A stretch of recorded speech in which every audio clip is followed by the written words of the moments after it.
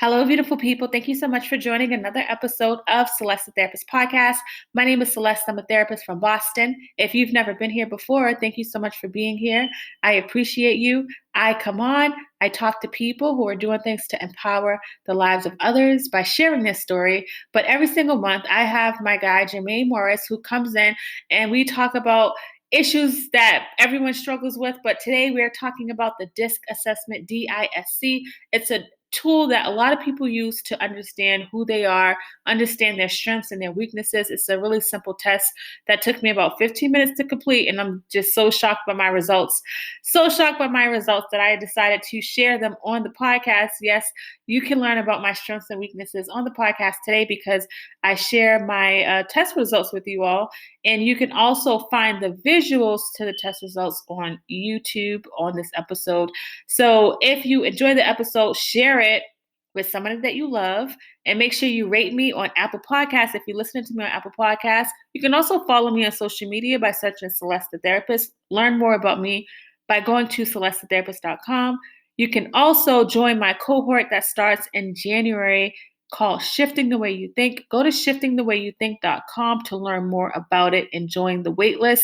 And let's get into this amazing episode. Where they put a frog in a pot of cold water and they gradually raise the temperature, and they do it in such slow increments to the point to where the frog boils and dies in the pot. Now, if you'd have taken the frog and dropped it in the hot water, it would immediately jump out. But since they put it in the water while it's cold and they slowly raise the temperature, it happens in such slow increments that it doesn't resonate like it should, to the point to where the frog sits in it until it dies. That's the same way a lot of us operate in the negative environments and energy and spaces that we put ourselves and subject ourselves to. It's in such low increments that it's chipping away at our spirit. It's such low increments, or we're so strong when we start, we can deal with it, but it just slowly chips away after so much time that our expectation of what we should be in and the value we have for ourselves for what we'll tolerate gets so low that we just accept the boiling water until we're done. 365 days, but I treat every day like it's my last. I'm only concerned with building on the future, cause I can't change my past. Positive vibes for positive lives. She just giving you that truth and shifting your mind. It's more mental than you realize. It's up to you to take control, cause this world is cold and negativity gon' take its toll. Now we've been told any day could be your last. I'm embracing every moment and I cherish every laugh, every smile, every hug, every kiss, every touch, every person in my life that I care about and love. But wait, maybe I'm getting too emotional. That's exactly what they say you ain't supposed to do. Suppress your feelings, never talk about your pain. Can't appreciate the sun without acknowledging it rains, right? That's right. So this a moment of clarity. And make sure you always protect your energy. You stay focused and your life gon' be lit. And you are now rocking with Celeste the Therapist. Let's go.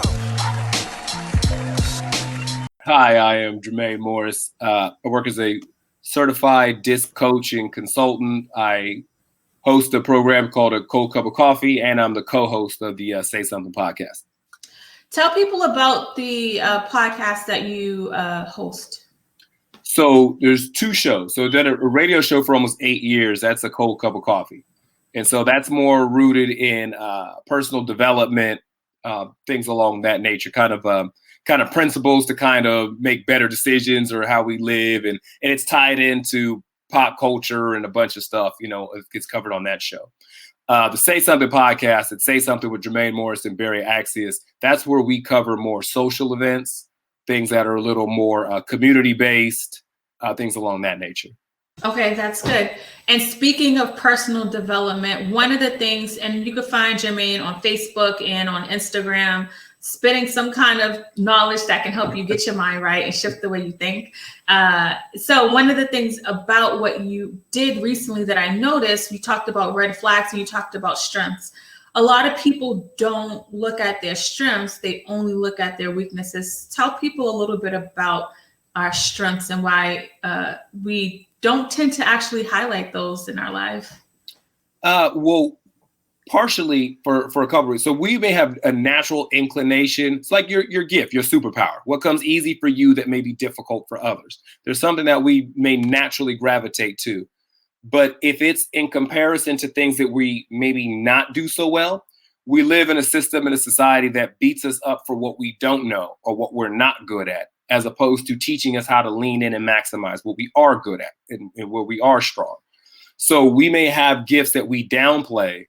You know, you may be a great reader as a kid in school, but you're constantly getting hit over the head with how bad you are in math. So your whole focal point becomes trying to get better at math as opposed to leaning into reading. We get older, and our strength may be in our ability to communicate with others. But you're in a system that's telling you you need to be this over here. You need to be driven. You need to be focused. You need to be trying to build an empire. You need to be trying to become a billionaire. You need to be doing, but you may just love people.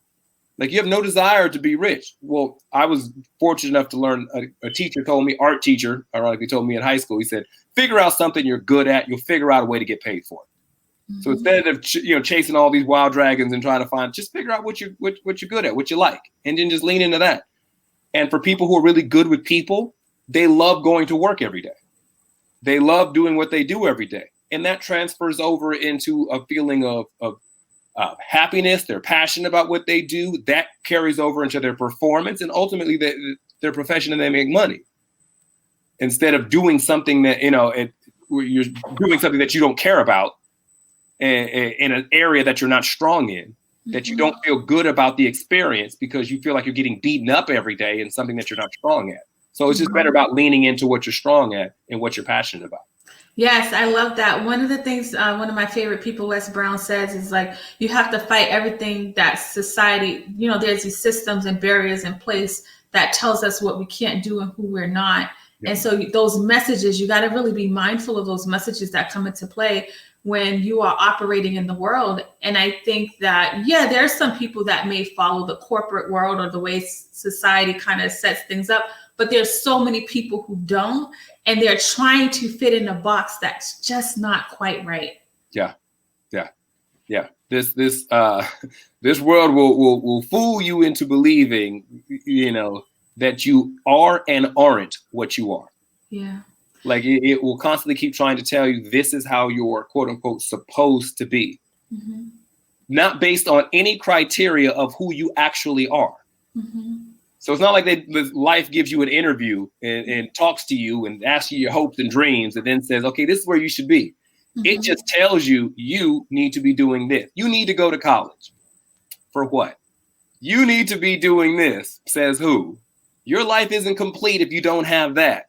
Since when? Like, keep trying to give you all kinds of stuff that you didn't ask for, don't want, or don't desire. Right. So about knowing who we are, knowing what our strengths are. I would say it all the time. It was taught to me, and I think it's some of the best phrase. Most people fall short of their hopes and dreams due to an inability to properly self-assess. Dang, yeah. Just not knowing what we're working with is enough to keep us on a proverbial hamster wheel, going nowhere, expending all our energy and all our days chasing something we don't even want. Okay. And one of the ways that people talk about knowing yourself is through therapy. And I feel like as a therapist, I've really kind of helped people like draw out some things, but that's one of many different ways that are available. And so I had Jermaine, he's been on my podcast many times, but he talks about this DISC assessment. And I ended up trying, I said, I want to see what this DISC assessment is about. And I did, me and my husband, we did the DISC assessment, and I was blown away at how simple it was to do the DISC assessment and all of the things. I know what my strengths are, and I know it, but to see it laid out on paper was like, oh my gosh, I got to tell the people about this. And so I've sent a ton of people his way and not one bad statement. People are overwhelmed at being seen, and I think like as a therapist, that's one of the things that people enjoy about our connection is that they feel validated. And I can't imagine having all of these strengths, not being able to name it, not having like, what do I do with this, inside of me, and then being able to see it on paper and what that looks like, not just my strengths, but the parts where I struggle in a little bit when I'm under stress. So I wanted to take time today to talk about this DISC assessment because I feel like it's another way that we can help understand ourselves better. Is that okay with you? Oh yeah. Yes. All right, so you're the expert. So I want you to start with exactly what is a DISC assessment. Okay, so the DISC assessment in itself has been around for over a century, so it's not a brand new thing, and there's thousands of variations. So there's sometimes people will hear, oh, I took one of those tests in my job or with staffing or something. You can use it. There's all kinds of variations. I like this particular one for a couple of reasons. So one, the DISC assessment, it just naturally shows our natural preference to how we like to deal with things. So it doesn't mean we're this for all situations, all time, for all things. It just means that our natural preference, how we would prefer to deal with problems, people, pace, and procedure. And I like this one because it shows our natural, which is who we are when we roll out of bed. If there was no external stimuli, no one speaking to us, we're not aware of other people, how we would naturally operate in the world. And then it shows our adaptive, and that's who we become when we're aware of other people, we get under pressure or get under stress. Well, the adaptive part, when we're under stress and around other people, do you think, I feel like we're born and we are this free spirit. We're going to fall and we get up. Nobody cares. We don't care that people see us fall. As time goes on and situations happen, do you feel like our default ends up being adaptive, where we get used to living under this stress and pressure and we forget who we are naturally? It depends, because some people's natural and adaptive are the same. That's true. Like there's some people who, if this is the way you make decisions, this is the way you make them. It doesn't matter if you're under pressure. Doesn't matter if you're willy-nilly, just kicking it, whatever. Like that's just how you do it. Some people just love being around people. They love being around people when they're happy. They still love engaging with people when things are going crazy. Some people, though, love people while things are great. But when things start to get a little rocky, they become reflective and introspective, and those people shut down. And so you'll see a huge jump from who they are naturally to their adaptive is like, okay, it's game time now. All the jokes, all the playing, all the talking, that's over. And they go into their hole, they go in the lab and get to work. So you'd see a huge margin shift from who they are naturally to who they adapt to. And people may not even be able to identify this as switching, but they know they struggle a little bit in certain areas, but don't understand why. Yeah, and for some people, it's not necessarily a switch, it's a mode. Okay. So they may not see themselves as reverting or changing. They just know, like, yeah, you can play when it's time to play, but you got to get serious when it's time to get serious. Like you can rationalize and make a solid case for why you switch it up. Okay. Sorry. But then other people are like, until it's pointed out, they're like, oh yeah, I guess I do. Kind of like some people aren't. It's awareness. It's really just, it's how aware are we of who we are. Yeah. So that's that. So it talks to this one you like a lot because the natural and it talks about the adaptive. That I like that. One of the things that it breaks down, what really starts to get into is what are our weaknesses, our behavioral preference, our strengths, best environment to tap into those strengths. Highlights potential blind spots in our behavior, the things that we may not be aware that we do, or we're not aware as frequently as we do them. Communication styles, the most effective way to approach us and speak to us, the least effective ways to speak with us. Like there's a lot of really great levels of, and one thing that the assessment is good for is because it gives language to our emotions. There's things that we know how we feel, but when we look at them in black and white, because the assessment comes with a 22-page report of us. So I would say human beings will come with an owner's manual. This becomes yours. And when you can see in black and white, you can point your finger on it, and then you can articulate it to somebody else beyond just your feelings. You can actually read, this is what I'm going through. Yeah, I think that part's good, that validation piece, to be able to, say it for yourself. I think we have to know ourselves. Yeah. And then if I know myself, I can communicate with Jermaine what it is I need in our relationship. Yeah. And a lot of times people are struggling because they don't even know themselves. I think they can feel it. They have a sense of it, but don't have language. Yeah. And the way we grow up, we are told to be performers, not to check in with ourselves about how we're feeling. Yeah, and with this, the assessment I think is great. So you can use it so many ways. So you can, like I said, some people hear about it in corporate settings where if you have a certain culture in your business and you have 3 people applying for a job of equal experience and education, you can give the assessment to all 3 and see which one of them fits the culture of your business. So you can use it for staffing or putting together management teams, or you can give everybody the test and see which combinations line up for what you're trying to do. I use it more so socially, people side. So you can do it partnering with mental health with some of the people that we've both spoken to in counseling sessions with couples, giving it to both members, let them understand each other, and then present to each other so they have a better understanding of themselves individually and then where the other one is coming from. And in that dynamic, you can start finding that a lot of the things that we may have been taking personally really have nothing to do with us. I work with a youth, the team effort program is basically the blanket program with adults in some corporate and personal settings. The Ascension program is a youth development program.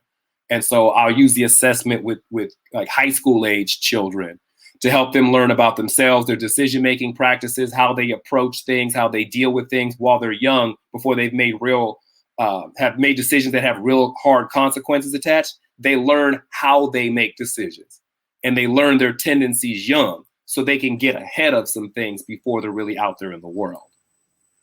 That's good. And I know the youth is a population that you really enjoy working with and kind of giving this assessment to.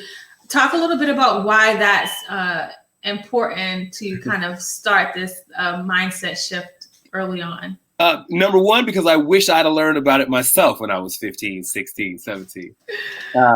And so when you learn how you make decisions, you learn, do you lean into being a decision maker? Do you fall back when pressure hits? Or do you engage with people? Do you fall away from people? Do you like to work in a well-structured, predictable pattern? Do you like things to be constantly in flux and flexible? Are you really about rules and protocol, or do you just always fly by the seat of your pants? Like, if you learn all that, who you are at 16, that will help you as you move forward. You may need to. So what I'm about is self-assessment, self-awareness without judgment. So we don't go through and say, this is what's quote unquote right or wrong with you. This is what is. So if you have a natural inclination to do certain things, some of them you may want to lean into, other ones you might want to put buffers around you or other things in place to offset the things that you do. So if you're somebody who you can be super social when things are fine, but when things get a little shaky, you go in your shell because you're really trying to figure stuff out or work things through in your brain. You have to understand, to anybody who's emotionally vested in you, you've just shut down. So to you, you're like, nah, I just need to go in the lab and figure this out. To them, you've blocked them out and shut them out. Yes. So if you know you have a tendency to do that, then a thing to put in place is not necessarily that you stop doing it. I'm not saying you need to change your behavior. It just means that you may need to include a certain degree of communication to the people that are around you. Okay, when things start to get this way, I go into a hole and I work things out in my brain. I'm not shutting you out. This is my thought process. And you communicate that to the other person, and that changes the dynamic as opposed to them just feeling like they're left out in the cold and you just doing what you do. So sometimes it's identifying what we're doing, our behaviors and stuff, and then putting other things in place around what we do. I like that example you gave. I feel like it would work well with in relationships where everybody comes from different backgrounds and our childhood traumas kind of come into play, and then nobody's talking to nobody because we're internalizing what each other are doing. Yeah. So I think that's like a perfect example on how people can look on reassessing or identifying it. One good feedback, I got many good feedbacks about you, but one good one is some of the things that people may have looked at as a flaw, you kind of help people kind of shift that thought process about that. Can you talk a little bit about how some of the things that maybe you were put in the corner for talking too much or whatever, and you may have looked at yourself in a negative way when I think that speaks to a lot of not being able to fit in societal standards. Right. But how can people look at that part about, instead of thinking of the way that they are in a negative way just because they don't fit the norm? So there are some people who are naturally, we'll just call it slow. Like they really like to think things through. They really want to have everything mapped out. They're the measure twice, cut once. They want to have everything structured out and laid out. So if you're in a society that keeps telling you don't move quick enough, you're slow, you're this, you're that, whatever. No, you're just methodical and you're analytical and you want things to be correct. So you may just need to be the environment you're in is what's the problem. It's not your behavior. If you're somebody who talks all the time, man, you always running your mouth. You this, that, talkative. You ain't never going to get no work done. All you do is run your mouth. You're not in the right environment. All I do is run my mouth for a living. Like all I do is talk. I take in information, I relay information. All I do is communicate. You just need to figure out what that is. People will tell you you're too abrupt. You're too mean. You're too harsh. You're very decisive. You're straight to the point. You're off-putting. People are intimidated. People are afraid of you. It just means that you're somebody who's decisive. You know what you want to do. You know where you're trying to go. And you may not be the friendliest about how to get there. So you need to be in an environment that allows you to be that way. You know, like these are things that, like, I don't tell people who you are is wrong. You and your life will dictate if that's wrong. Like if you say I exhibit this type of behavior and it is not serving me, I want to let this behavior go or change this behavior. We can talk about that and implement some new behaviors and some new things to change your current way of doing things. But if you're like, I don't want to change me, I just want to figure out how I can make me work, that's different. And then putting you in a position to where you can still be you, just getting you the right surrounding and the right environment to do it. Yes, I like that. And a lot of our environment is spent working. And so when you think about environment, how often do you see people in places of work where they've been doing for a long time, but they find themselves so miserable, not recognizing that the way that they are may not quite fit that culture? A lot of people. Yeah. Like realistically, most people don't like their jobs. Mm-hmm. Really, in America, most people don't like their job. It's enough. The salary's enough to pay bills, or it's got good benefits. It's a retirement plan. It's, before COVID, we felt safe with it. You thought it wasn't going anywhere. You take a job for a multitude of reasons. Very rarely is it because you're passionate about it or you like what you do. I like what I do. It's a small margin of folks out there who really get up, spring out of bed and love what they do every day. Most people don't. And so you find something about it that you like doing. Mm-hmm. There's coworkers you enjoy. The job, you could take it or leave it, but you like the people you work with. You know, it would be, things along that line. So when it comes to the environment, so first off, if you don't know who you are and you don't know your gifts, you don't know the best environment for them. It's almost like if I just gave you a handful of random seeds and you didn't know what these seeds were going to grow into, but I said you need to plant them and have them flourish. Well, if you don't know the difference between a rosebud and an orchid, if you planted a rosebud, a rose seed next to an orchid seed and planted them in the exact same pot in the same environment, one would grow and one would die. Mm-hmm. Do you know what I mean? Like if you don't know what you're working with, then you don't know the environment to put it in. So the first thing is starting with, well, who am I? What are those strengths? And then putting myself in the environment. That's why I like working with kids, because you figure out who you are before you end up somewhere. Mm-hmm. And then sometimes before you end up with someone, because environment is not just your job. It's not the city. It's the people you surround yourself with and that energy transference of who you deal with on the regular. Mm-hmm. If you don't know who you are, the probability of you picking the right mate is not as high. That's why people will get together young. And then as you figure who you are out as you get older, the two of you look at each other like, why are we doing this? Mm-hmm. As opposed to figuring out who you are and figuring out who you need. So have you had parents come to you in regards to working with their kid around this area to get like an assessment? Has that happened? Yeah. So there's a couple of groups that I work with. So one is the Voice of the Youth. It's a nonprofit out here in Sacramento. I work with Escape Velocity. They work with young boys and girls.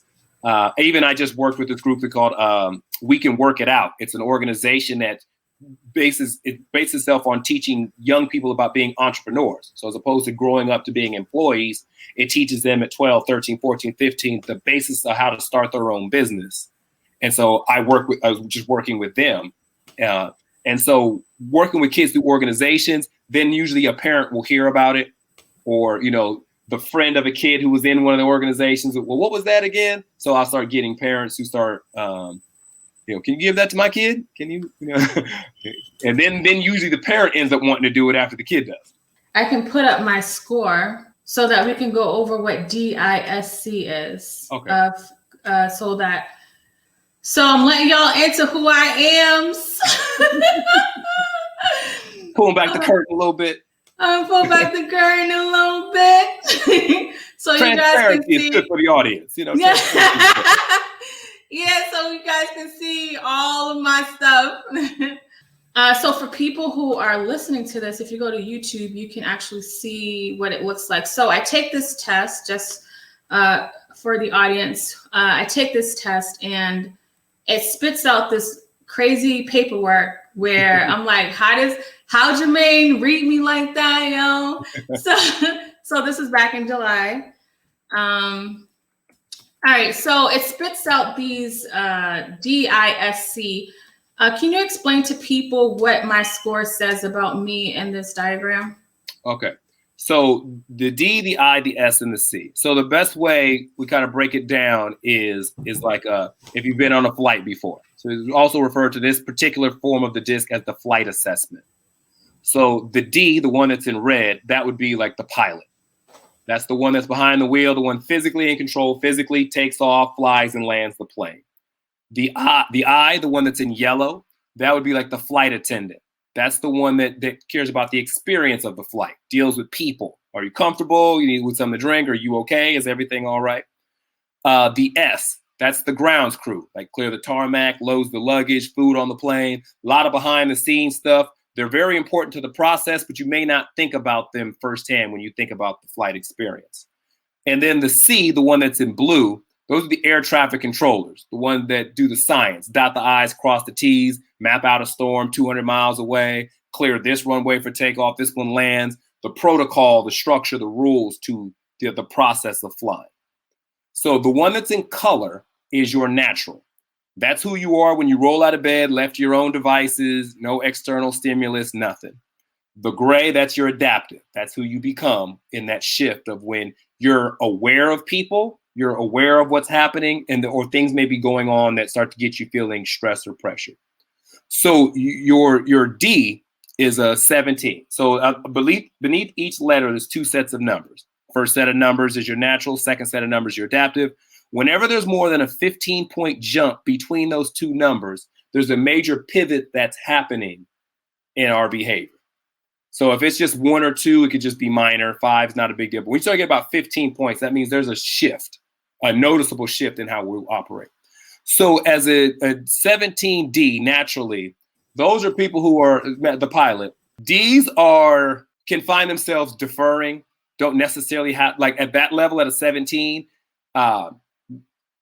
make cautious decisions.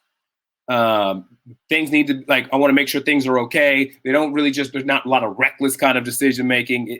Everything is kind of, let me think about it. Let me make sure it's okay. If somebody has a stronger opinion about something, you're probably more inclined to let them go with whatever it is they want because they seem to care more than you do. Like if they're really passionate about something, it goes from a 17 to a 35. So when necessary, your decision-making amps up. Like normally you can just come when things are okay, like I'm not like whatever, but like you kind of can be easy going with it. But when it's game time, you can get, I'd be like, let's go, let's get this done. When it's game time, you lean into it a little bit and you can become more decisive when it's time to make a move and finally pull the trigger on something. Your I, that's the flight attendant, is a 67, which is basically poised, kind of charming, like you present well. So it's one thing to be a certain way, but about a 67 I, you present well. Like you make a point to be a certain way. So that's social, that's charming. People genuinely like you. They'd walk away thinking, oh, that's a nice person. Like they do, they really Yeah, like at 67 odd, that somebody would walk away thinking, oh, she was nice, like she was cool. And your natural and your adaptive is the same. So even when things are going on, you still make a point to make people feel okay. To make people feel like even if you don't 100% feel it, you want to make them feel that it's okay. Like that's what I mean by the presenting part, that whatever's going on, you want to make sure that that's the feeling. And S, that's the ground crew. So whatever the highest number is in your natural, you'd be referred to a high something. So you'd be a high S. That's the ground crew. 99. 99S is about predictability. It's about a system. It's a structure. Like if this is what we did yesterday, I am fully expecting that this is what it's going to look like today. May find yourself a little resistant to change, like not just changing something just for change's sake. That the pace you may be referred to as slow. It kind of goes in line with why the D is a 17, is that things are kind of thought out, things are real structured, things are very methodical, things are set. Now the adaptive goes from a 99 to a 53. That's a huge swing. So a couple of things can happen in that space to where either things become overwhelming and you just kind of just take your hands off it and just say whatever. That could be the result of, so this would be a case where we would have conversations like we did. This could be that could be an example of like procrastination, where when you naturally do things, you take a lot of time, but then you get to a hurried pace because you push something for so long. And now you have to do a lot of catching up to a particular deadline. So there's a big, huge shift in the pace in which you work. Sound like you? Mm-hmm. And we haven't talked about this since we went over it that first time. And then your C, oh, that's the air traffic controller, 67. So that's basically like that's an analytical approach. That's like rules are the structure. There's a right way to do something. Like there's an actual protocol to be followed to make things happen. Now the adaptive jumps just like the S jumps. So probably for the same reason. When you take your hands off it, just say, forget it, whatever. I don't care how the rules go protocol because I've removed myself from the situation. Or like a procrastination where now I just need to hurry up and get done. So I'm not so stuck on the rules and protocol because I put this off to the last minute. So now I just need to get it finished. Mm-hmm. Is there any other page on here you wanted me to go down to show people? Well, this is your information, so I don't know how personal you want to go. I don't care. I say everything already as it is. Okay, so go to page 17 is the page that addresses potential blind spots in our behavior. So based upon your behavioral style, so examples of things, these are things that we may not be aware that we do or may not be aware as frequently as we do them. So like just a couple of yours that showed up is that you may become overly sensitive to criticism. Like that could be something that's for some of us, we may not be aware of. We just think that we have a response for it. Oh, they were picking on me. Oh, they were messing with me.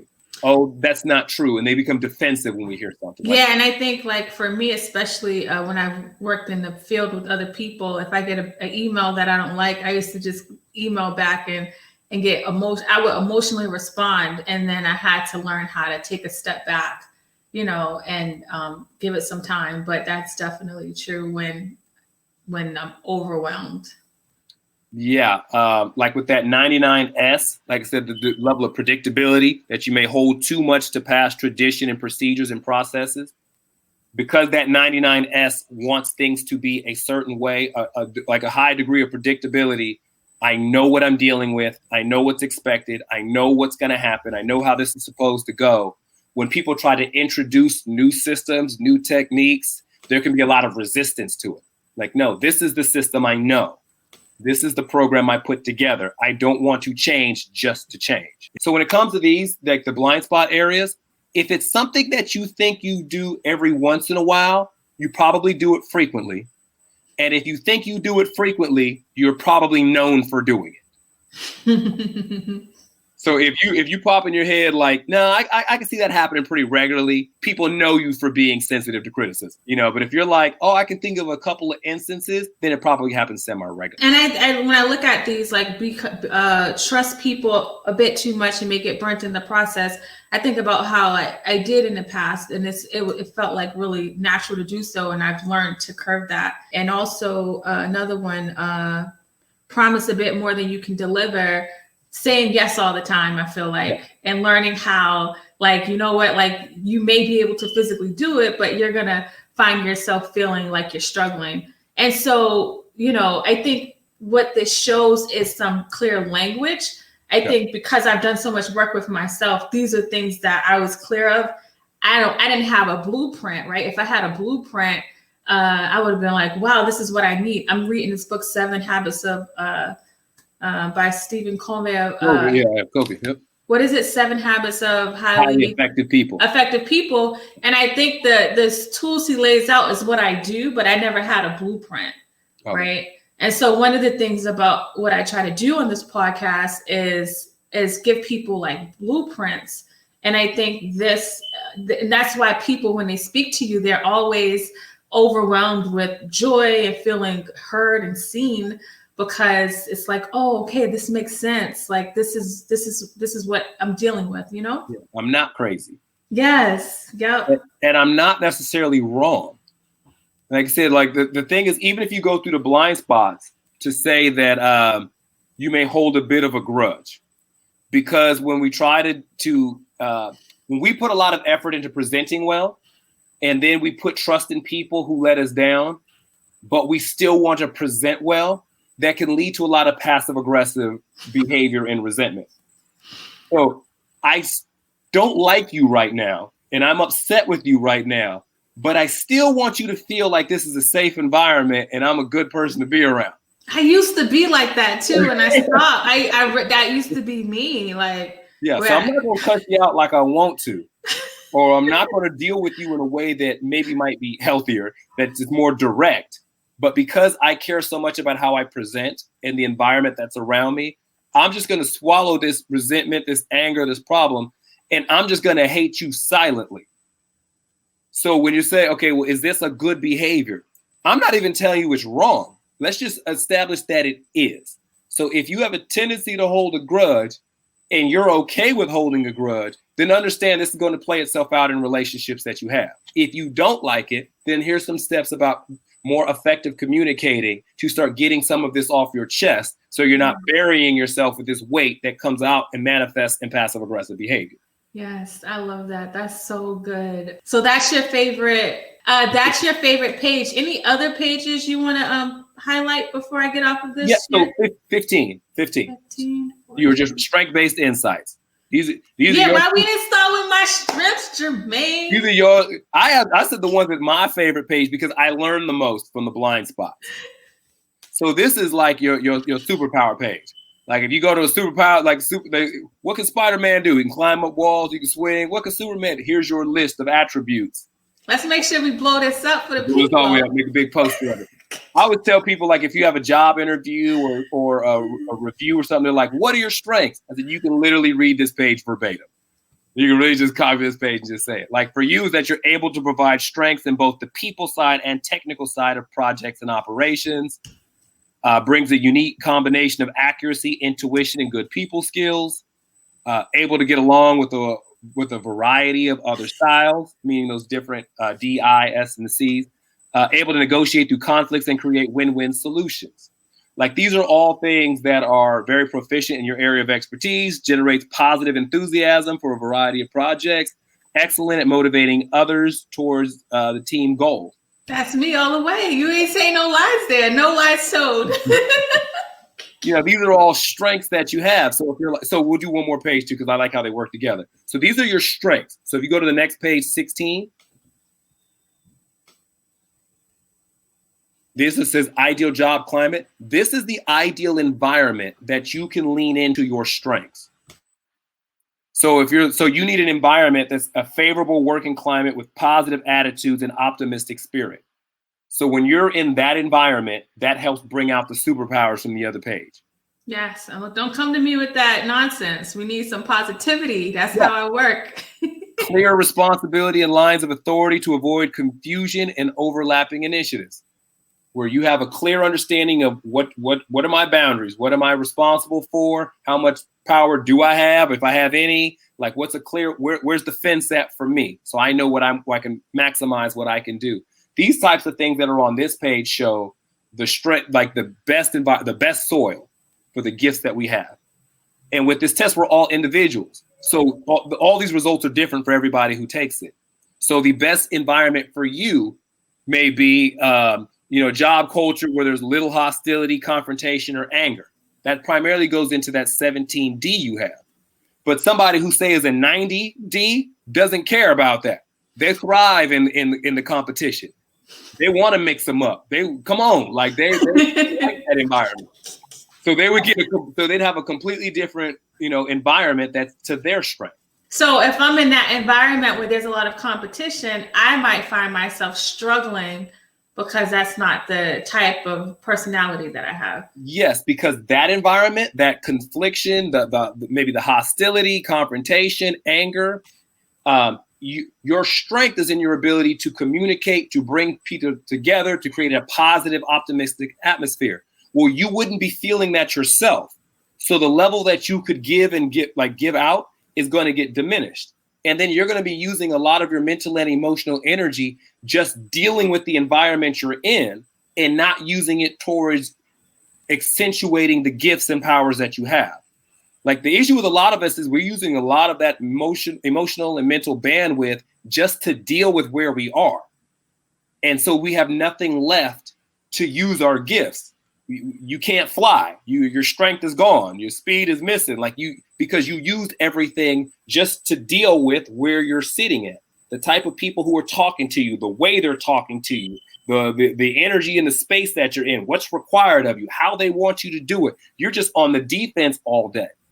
And so now when it's time, we'll tap into your gift. You're like, with what? like with what?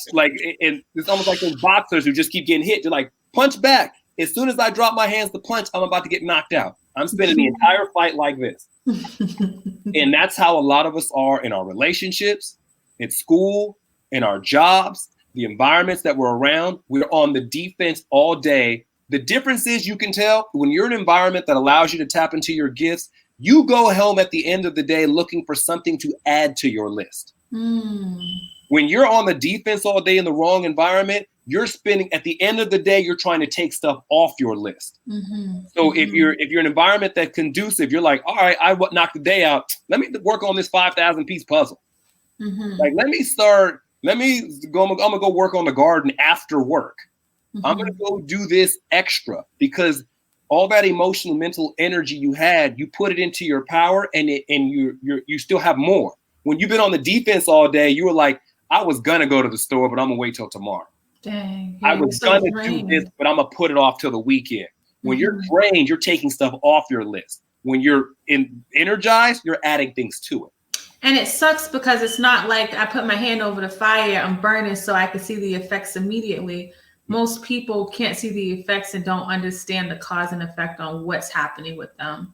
No, are you familiar with the boiling frog experiment? That boiling frog experiment where they put a frog in a pot of cold water and they gradually raise the temperature, and they do it in such slow increments to the point to where the frog boils and dies in the pot. Now, if you'd have taken the frog and dropped it in the hot water, it would immediately jump out. But since they put it in the water while it's cold and they slowly raise the temperature, it happens in such slow increments that it doesn't resonate like it should, to the point to where the frog sits in it until it dies.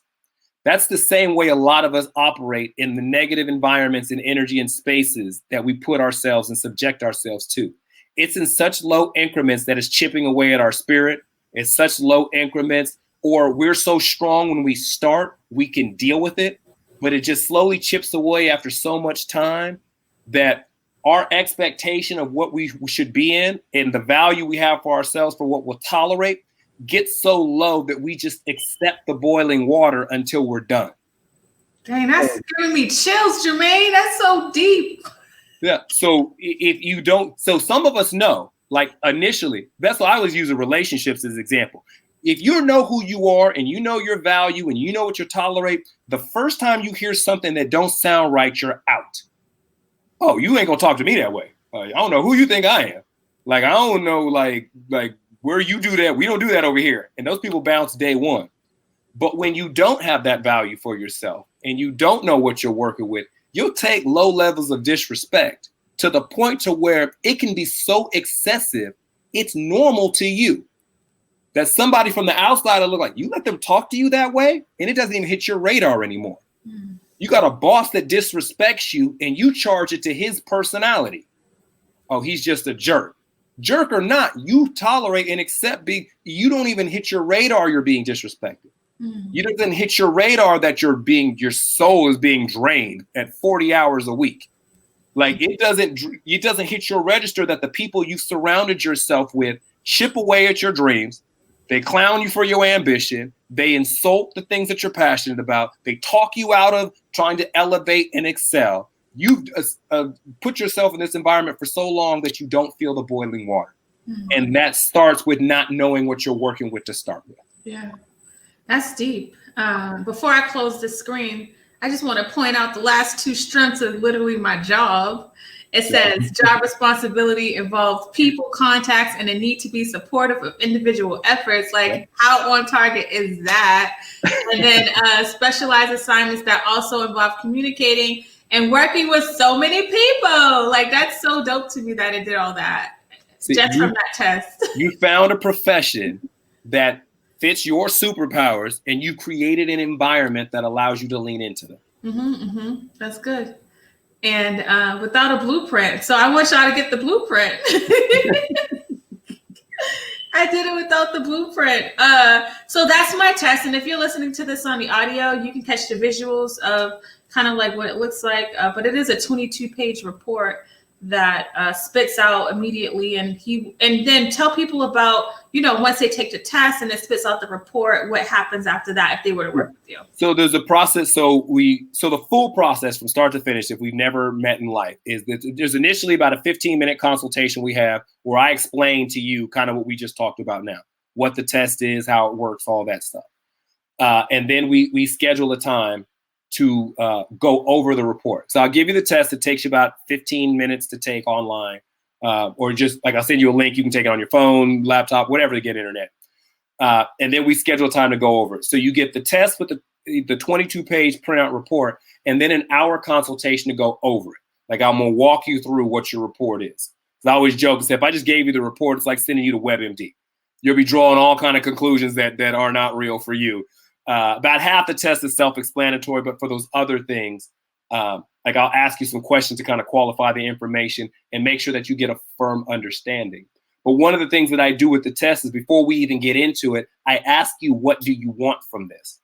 Like, what do you want to get out of this? So when we go through it and we give you the information, I make sure that you walk away with the answers to the questions that you had when we started. And if there's any, and from there, some people can take the information and run with it. I was kind of look at myself as more like a personal trainer. I'm a coach, but I look like how personal trainers, some people can go to a personal trainer, get all the nutrition information, get all the workout regimen, and then go on their own and they'll be just fine. They're self-starters. They can take care of it themselves. But I also do coaching programs for the people who, okay, I got the information, but I'm going to need help applying it. Or what are some things I'm working on?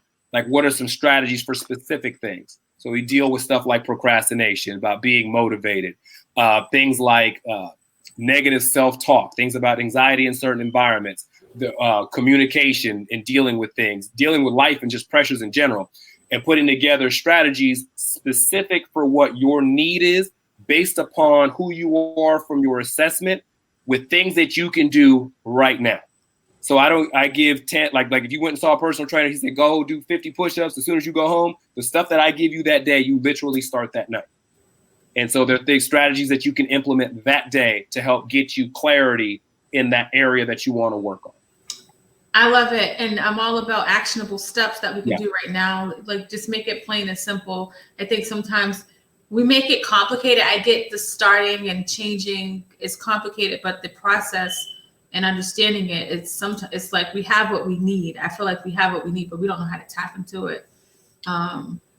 For people looking to do this assessment, you can email Jermaine, teameffortprogram@gmail.com, teameffortprogram@gmail.com. And if you're listening to this on the podcast, you can go to the show notes to find that information. This was good. We didn't plan to show my... what I did, that's kind of fits my personality, right? So just do it on the fly. Yeah, for the people. For the people. You're like, you sure you want to do it? I'm like, why not? Other people like, you want to go through a show? Like, I mean, it's your information. So, I mean, it's just, it's really good. It gives us a skeleton. It gives us an outline of who we are. And for the challenges that we have, I know we like to think that I think human beings are multi-layered and multifaceted. Yeah. But the biggest thing when it comes to behavioral changes, I think that we do ourselves a disservice. The actual steps to change the behavior is like stepping over a puddle. But making the emotional and mental shift to do it is jumping the Grand Canyon. So it's not what you have. Like when people are like, well, how can you do actionable steps and have such a shift right now? I said, you didn't have this because you talk to some people that we both worked with. It's as soon as they make the mental shift to accept it, all these huge, like all the tumblers in the lock line up and they see all these other things shift in their life. The behavioral things and strategies that like we'll work through are not huge, life altering switches. We're doing a couple little behavioral things, some exercises, some information. Like I said, it's stepping over a puddle to actually do the work. It's the mental and emotional shift that I can do it. Once you make that jump, all this other stuff lines up and you just be amazed at how quickly you can see change in results and your whole perception and perspective of what you've been looking at for who knows how long drastically changes. Jermaine, I'm like legit gonna steal that. Like for real, like that was dope. I'm here for people too. I try to see that's what I mean. This is what you do. You give me the right words, right? I say like I want to be mindful of my language because I don't want to promote this like false sense of like change, right? Yeah. And I say it's not as hard as we think it is, but it feels hard. But now I'm gonna tell them, it's like jumping over a puddle, but it feels like you're jumping over the Grand Canyon. Yeah. The actual behavioral change to things like the exercises and activities we do and the coaching and stuff. Anybody will tell you he's not having me do all this crazy. I'm not the CrossFit of behavioral coaching. I'm not having to do all this insane stuff. The difference is I just need you to buy in like somebody who does CrossFit. Yeah, like, you ever talk to somebody who takes CrossFit? I just need you to buy in like somebody who takes CrossFit. The behavioral activities are real small. They're small little tweaks and stuff here. But once you believe you can do it, that's when all the stuff unlocks for you. Yeah, that's good. But I'll quote you when I steal it. I'll say, I was like, one of my favorite persons in the world. I'm quoting him. I swear, you think I'm joking? You're gonna see me in the streets talking like this, and you're gonna be like, Celeste, don't forget to quote me. Don't worry. I'm off some Celeste t-shirts. Oh, this was so good. Thank you so much for all of it. Oh, thank you. And I hope someone finds benefit from it, even if you're not ready to take the test or want to take the test. I think just the knowledge of understanding how this works can be beneficial for people, as they think about their relationships, their job paths. It opens up so many doors that I want the world to know about. And because the podcast streams in over 100 countries, the world is going to know about it. So that's exciting. And they're going to know about my strengths and my weaknesses. For the people. I'm for the people. Thank you so much. No problem. Thank you. And he'll be back next month. Yes. Okay. Yeah. Bye.